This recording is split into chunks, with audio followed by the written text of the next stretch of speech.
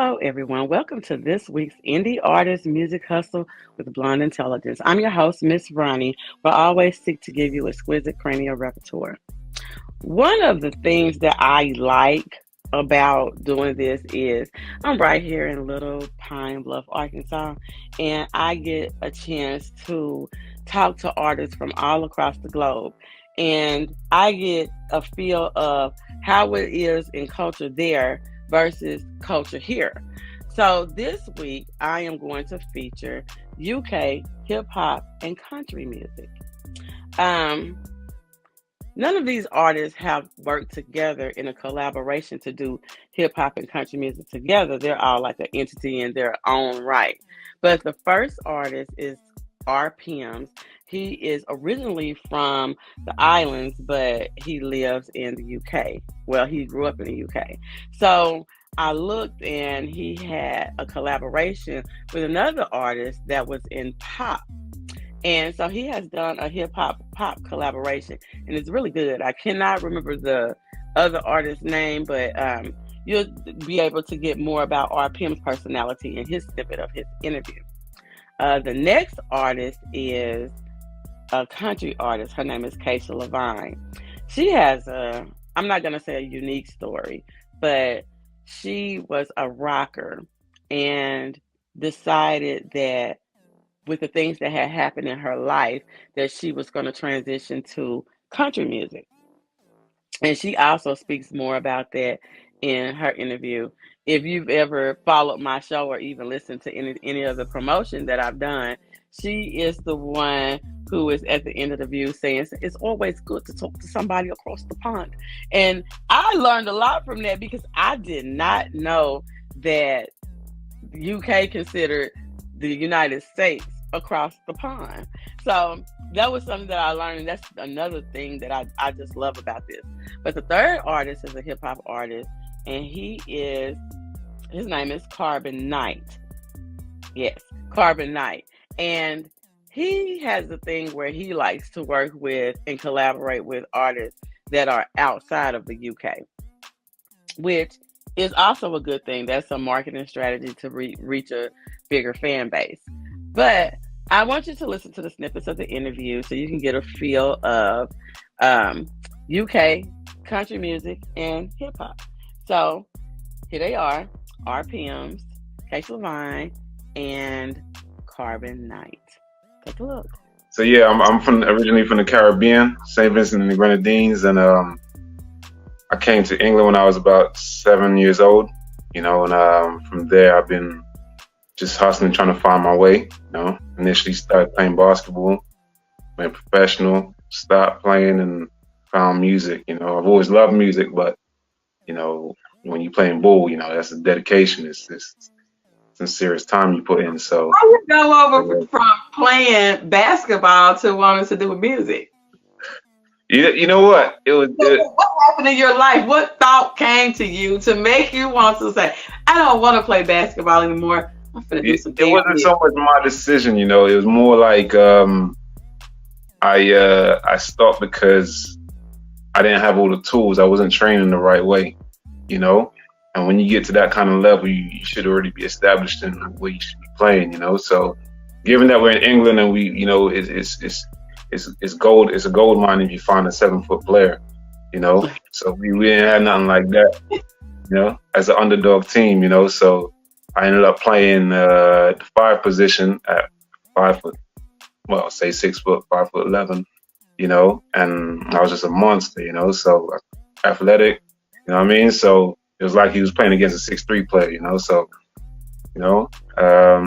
but that can only get you so far, So yeah, I ended up having to stop because I would have to retrain, and I was like, you know what, man, life is kicking in, bills be, up, you know what I mean? So yeah, I gotta switch it up, and I said music I can do in my spare time, and yeah, we just kept it going.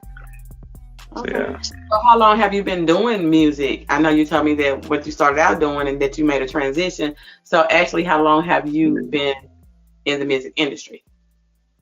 I'll say about 7 years. I've been working on music when I got serious, bought my equipment, and I took it seriously from there. As you make a big investment, I wasn't gonna pay for studio time at like, £60 an hour or a bit more than that, because I felt like I needed to work on my craft. I didn't, it wasn't just, I was a lyrical rapper. I'd say initially, having been influenced by like grime and stuff like that. That's in the UK, but I believe it was like 2009. My nephew came back with these tapes or these albums from America and whatnot. And one was Like Father, Like Son, Birdman, Louvain, and Rick Ross dropped Port Miami. So those two tapes, I bumped every song, and I just loved it. T-Pain was killing, and yeah, I just said. So it's safe to say that they are some of your positive influences in music. Definitely. I love what T-Pain's doing as well, as of recently, with his shows, his entrepreneurial shows, helping businesses and, showcasing them at the same time. And then, in his studio, he talks music business, talking about being independent, and all this type of stuff. And, signing to Convict Music. He didn't necessarily need a $1 million check advance or whatever the case was. He took that 20,000 and flipped that, made that back in a month, and we started making, profit from that. So initially, I dropped The Spree. It was eight tracks long. Had 2 features on there, and it was just insight into the business. More so for me, how I'm gonna make a lot of noise with these records, and I felt like when I dropped that bag initially is the first record off that, and I just felt like it's probably one of the dopest songs on there, for me personally, because it's just turned up, it's club vibes, but there's a lot of cursing on there, and I was just like, you know what? I ain't gonna clean this up. Versions. I do make edited versions, but I was like, this is a lot. I just gonna leave it alone. You know what I mean? Plus, I was mixing market again. What was that, sir? You don't have no radio edited version. Why you hurting me like that? Not of that. Not of that. But it's what I'm saying. I was learning as I was, and like I said, the records are dope. I feel like that whole project in itself is a project where you can go, all right, cool. I want that club vibe, I got that. I want that, lyrical vibe, I got that. I want that, hot girl summer vibe, that's there. Motivation is there. That's where my music is really based, is behind motivation. I love pushing people because, like I said, I play basketball. I come from discipline, respect, and team effort, and achieving goals. So that transpired into music, and I don't think that would ever leave me. So that being said, I found Nipsey Hussle in like 2011. My boy put me on, and that just made it even solidified it more. So I think most of my records is always going to go back to that motivation. And I come from hustling, so yeah. So that's what that project's about. That's The Spree. So The Spree represents, with like, you just keep going, to spree, to keep going, and I got a little brand called Winning Spree, so it's about winning. It's about picking up little wins, but never stopping. Understand that, failure is just keep going, just keep spreeing, I'll say that's what it is. To me, I'll say spree represents failure in a sense, just keep going. And when you get that win, and you get the winning spree. You know what I mean? So yeah, I got a little merch on that, and I'm gonna turn that brand into a label and really push it, So yeah. So you can get me on socials. That's RPemz on Instagram, Snapchat, on Twitter is _PEMZ. Hit my email. That's in my bio on Instagram, and I'm a fashion guy as well. So when you hit my Instagram page, don't get confused by the fashion. You know what I mean? I'll do music, but I love fashion. I love taking pictures. I love just embracing. The That's still part of the art. Exactly, you know. So yeah, don't get confused. I still do the music, you know what I mean? And you know, my biggest single that's been released is Designer, you know, so do check that out. You know, it's on all social platforms, social media. It's on old DSP, so check it out, run it up. And Designer came from the Fashion Runway as well, you know. So shouts out Fashion Finest for having me, you know, Rose Brown for inspiring me, you know, to actually create that record, you know. And yeah, I just want to shout out my management, Jukebox Management, you know, always showing love and just keeping me going, you know. So for sure, and also yourself, Ronnie. You know what I mean? Shouts out to you. You know what I mean? Taking your time and yeah. I love the accent, by the way. That country accent. Oh, you know, I grew. Listen. I'll tell you something. I grew up on country music, right? Not to say like, you know, like I said, I left the Caribbean when I was 7. My dad's older, right? So country music he was always playing. You know, he loves his like Charlie Pride. Oh, when Charlie Pride like passed, he was like he was over. It's like I'm sure he cried. You know what I mean? But yeah, I'll call him sometimes. He just say, yeah, just playing a little Charlie Pride. You know what I mean? He does a lot of karaoke as well. So grew up on that country, that sound, you know, and I love it. You know, so I'll be infusing hip hop with that country sound as well. So do look out for, you know, those kind of records and understand where it came from. All right, don't just think like, oh, what he doing? Like, well, I'm an independent artist from South Wales in the UK. I just released my 3rd single, and I'm currently working on a brand new album produced by a great musician that is very, very local to me called Jamie Harris. Yeah, so that's something to look forward to at the end of the year. My first album release. Okay. So what made you decide to go into music? I mean, with this being your first single, what made you decide to make a leap of faith, I guess you would call it? Well, I've been in and around the music industry for the last 10 years, playing in a few different bands, playing foursome bands, as a session musician and stuff like that. I come from a musical background. My father's a musician. My mother have always done musical theatre and stuff like that. So it was just kind of natural. I was always into music, whether it be singing, playing guitar, piano, lots of stuff like that. So yeah, I reached the age of 16 and left high school, and went basically straight into playing live music. And I've been doing that ever since. So I have a question for you. Tell me, why did you decide to share your music to Share to Pros? What do you think about using those sites towards advancing your music career? Well, this is the first time that I've used Share Pro. I've got to say the response I've had off it, I've actually started suggesting it to other friends that I've got in the industry. It's given me some good connections, and actually saves you a lot of time as well.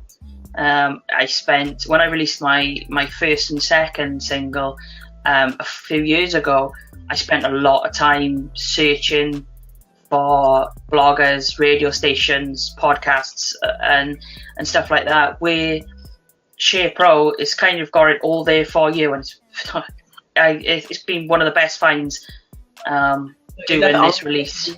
But yeah, Share Pro is kind of the main one that I focused on the last week of the release. The song's been out just over a week, and it's probably the main one I focused on because it gets the most responses for me anyway, I found.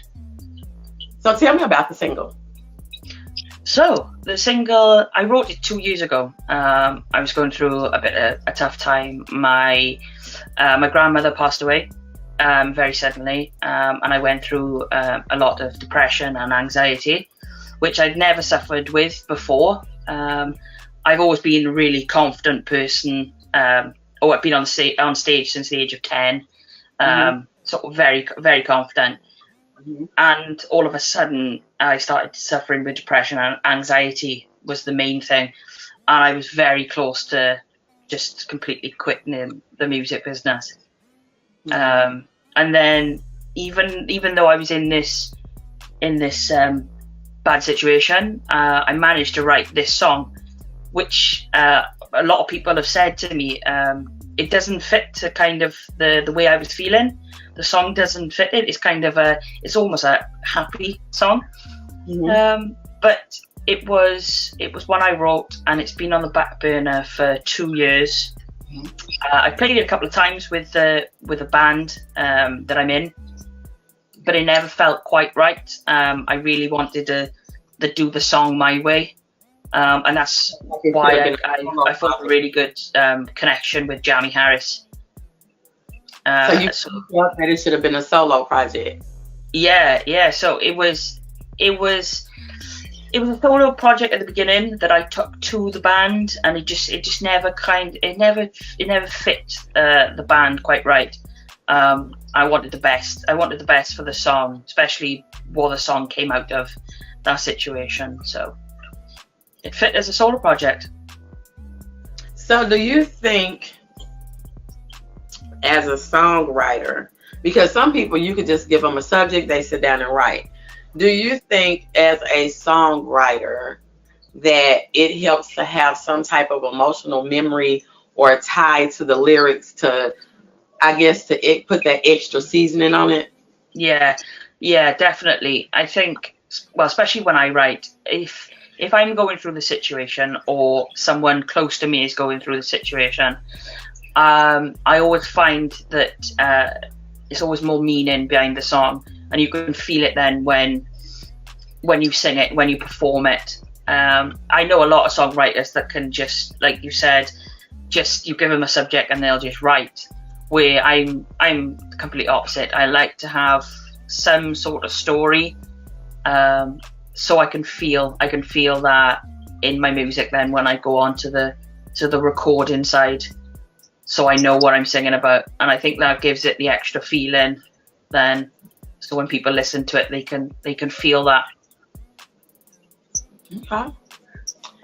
What are your goals as being an independent artist? Because you said that you played with a band, and then this project right here you felt that you needed to do as an independent artist. So what are your goals? Are your goals to be versatile in it, or are you liking being an independent artist more, or are you like having the closeness of the band? I mean, so what are your goals? Yeah, it's a good question, because I do like feeling a part of something in a band. It is something special playing, and you form really good connections. But at the moment, I'm really enjoying the solo project. I'd say my goal is at the moment is to just record this album.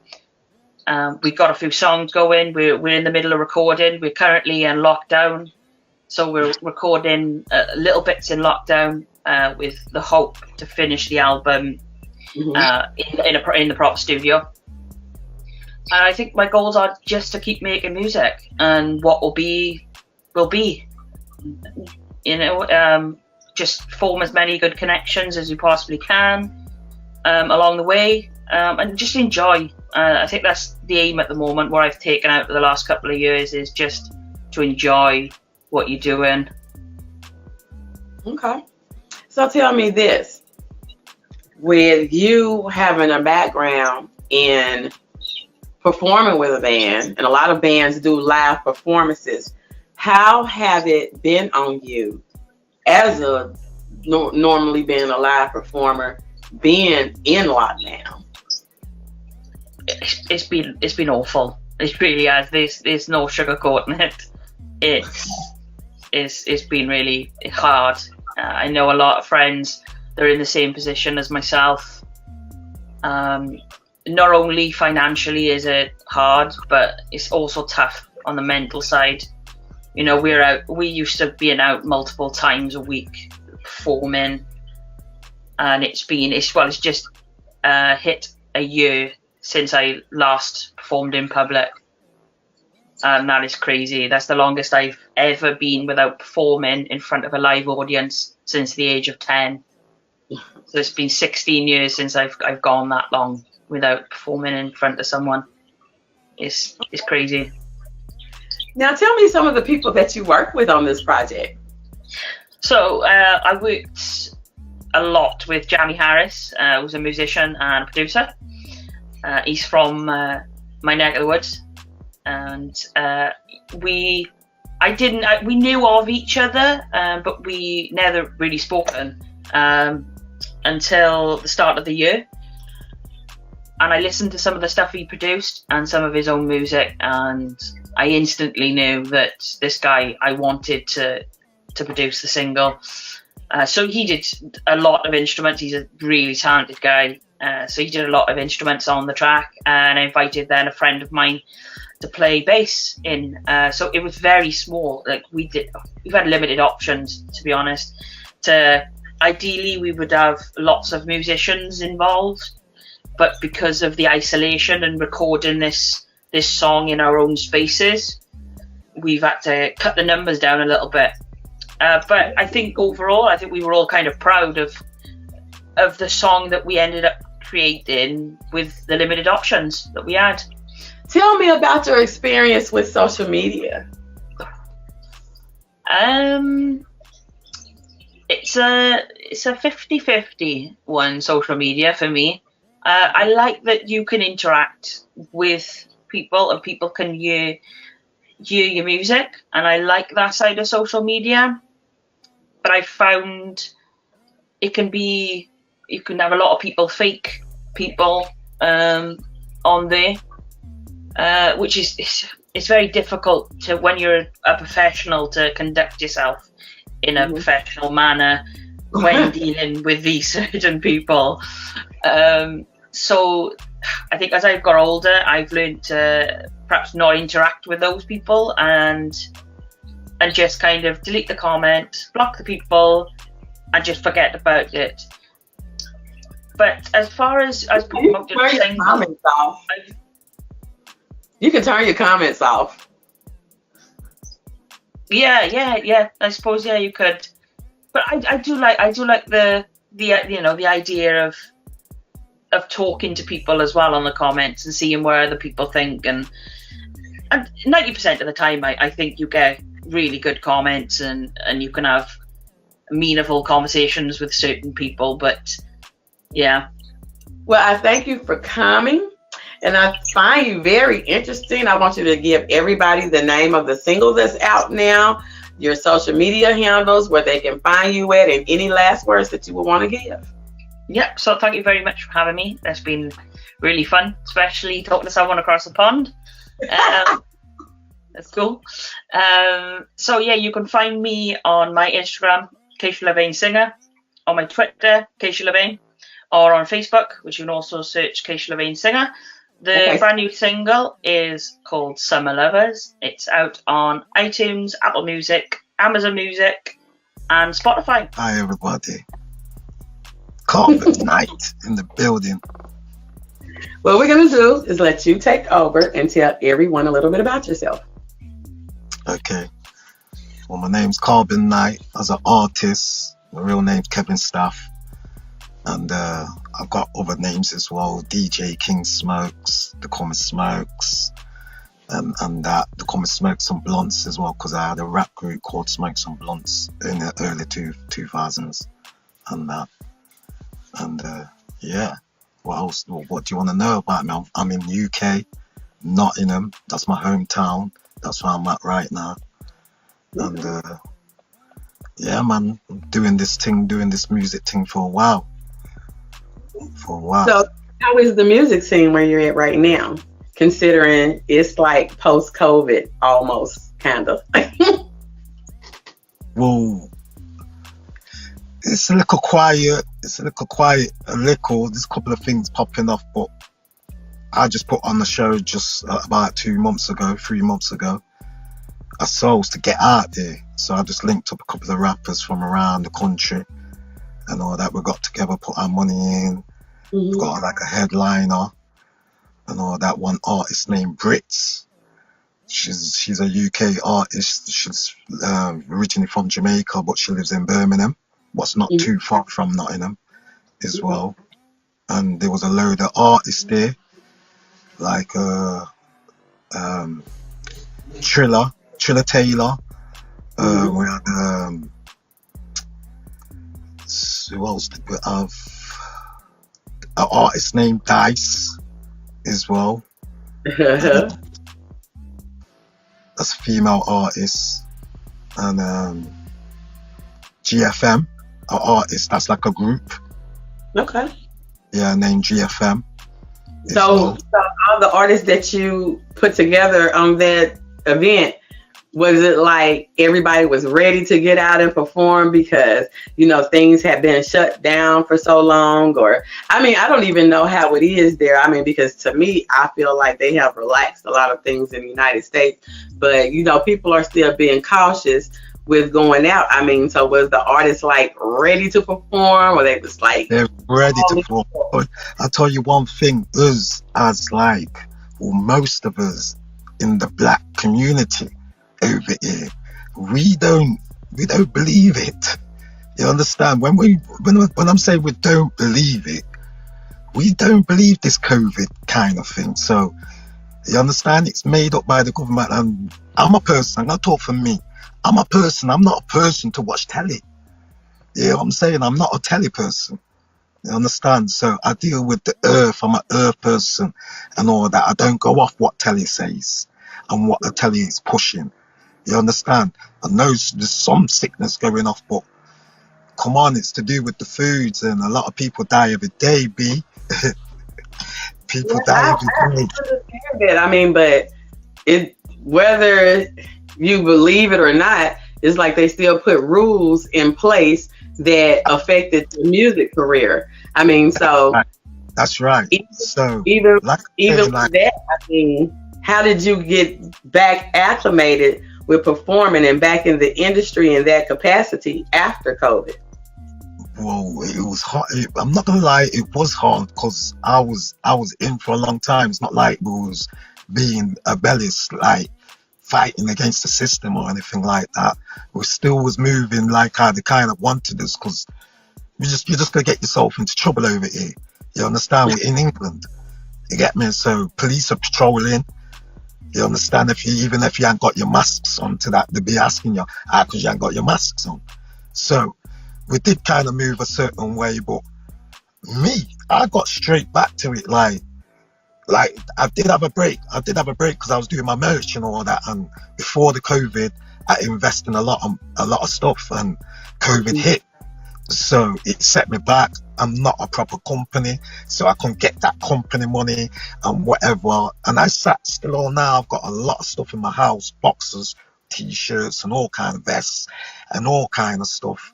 What I ain't really got to because of the COVID thing. So what I kind of did, I had that break in it. We had that break because we couldn't really get out. So we had that break when it was that time, and I seen other people moving as artists, because I'm a person, I push my music over America. I don't really push in England as an English artist. I don't work like that. They call me hip hop. I'm hip hop here. So I've always was linked with the States DJs, radio DJs, mixtape DJs, rappers, singers, and all that over America. So I was always tuned in, always had fresh music, playing the music before it came out properly over America like that. I got freshers. I always played exclusives. So I kind of always pushed my thing straight over America. So as soon as we got back, I dropped mixtape with a mixtape DJ named DJ Coolhan. I linked up him. We dropped a couple of mixtapes with me on it. And I just hosted the last one, what he kind of put out, it's called Real Kings Volume. I think it's Volume 22. Yeah. So I have a question. So you've been in the music industry for a long time, and you said that you kept it going on your pace during COVID and after. Yeah. Do you think, because sometimes when you work with artists, they have like stank attitudes or whatever, do you think that overall attitudes has gotten better because of COVID? Um, mm, Do you think people I are? can't really say because I haven't really been out that much to shows or anything like that. But no, I can't really talk on that like that because I stay in my lane. I'm not an artist. What's watching No, over? not in that capacity. What I mean is, sometimes you will have people that think that they're so big that they act a certain way. But since COVID, it kind of like leveled the playing field for everybody. So, do you think that working with artists now, they're more apt to be more, I guess, agreeable doing collaborations because they had a lot of time to lose money during COVID to say, Yes, well, I really need to work with this person. I don't need to act like that, or I need to do my part, or I need to be consistent, or I need to show up. Those different things. Do you think the attitudes towards working in the industry has gotten better since COVID? Because even with major stars, they made a lot of money off club appearances that's and right. different things like that. And I make this amount of money, but when that money is gone and they need to work Obsession. with somebody, do you think that they still have the attitude that they had before COVID, or do you Um, think attitudes have gotten better because of COVID? Not necessarily because of COVID, but the time frame. yeah, the time frame. Yeah, I understand what you're saying. Yeah, definitely. Because like, like when they said COVID, bodies start dropping in it. Bodies start dropping. Yeah, a lot of people's was dying at the same time. So yes, that's most definitely that got a lot of artists, a lot of actors, a lot of performers shook uh, in a real way. You understand? Because time's ticking now. Now they know time's precious in that way. So yes, it's definitely made a lot of people in this industry fix up in a good way. I hear you. One thing with me, I try not to watch artists and what they on, and then try study about what they going on with. I try, because I'm a creator, so I like to focus on me alone. Especially if I'm not managing any rappers or anything like that. I like to focus on me. I don't Right. like to watch other artists, what they're doing and what they're kind of going on with in that kind of lane. I hope you I, enjoyed them. And remember to follow them. All of them have distribution on all streaming platforms, all major distribution platforms. Um, Follow them on social media. You know how I don't know what's gonna happen with the blue check thing and all of that. Of course, I don't have one anyway, so I don't care. Um, but follow them, stream their music, give your support to them. Independent artists need the support. They need the people. They don't need haters. So help them out. Remember, you can find us on all podcasting platforms: Spotify, iHeart, Pandora, tune in, all of those things. Apple. You can find us streaming live on social media platforms: Twitch, YouTube, Facebook, LinkedIn, YouTube. Remember to subscribe on YouTube. YouTube, people get those little alerts. This is what you can do for your page, or the policies is changing. So you might decide or finally figure out one algorithm, and they was like, oh, too many people done figured this out. So let's change a few things. But anyway, subscribe there. And you can also find us on the website www.blonde-intelligence.com. There I have different packages on there where if you need any help with music registrations or marketing strategies or anything like that, I do that type of work where we can get you paid for your music. Hey. Also, if you are listening to this on Wednesday, you can catch us on the Freedom Mix on RPentradio.com, and that's where all the artists that I featured tonight will be played. Their music will be played during the Freedom Mix. And hey, I'll see you next week. Bye. Hey girl, let me tell you about this podcast. Girl, everybody has a podcast these days. But this one interviews new and interesting indie artists. It's called Indie Artist Music Hustle with Blonde Intelligence. Really? Where can I find it? It's on all podcasting platforms, streams live on social media, and on RPentradio.com. What'd you say it was called again? It's called Indie Artist Music Hustle with Blonde Intelligence. Girl, I'm gonna have to check her out.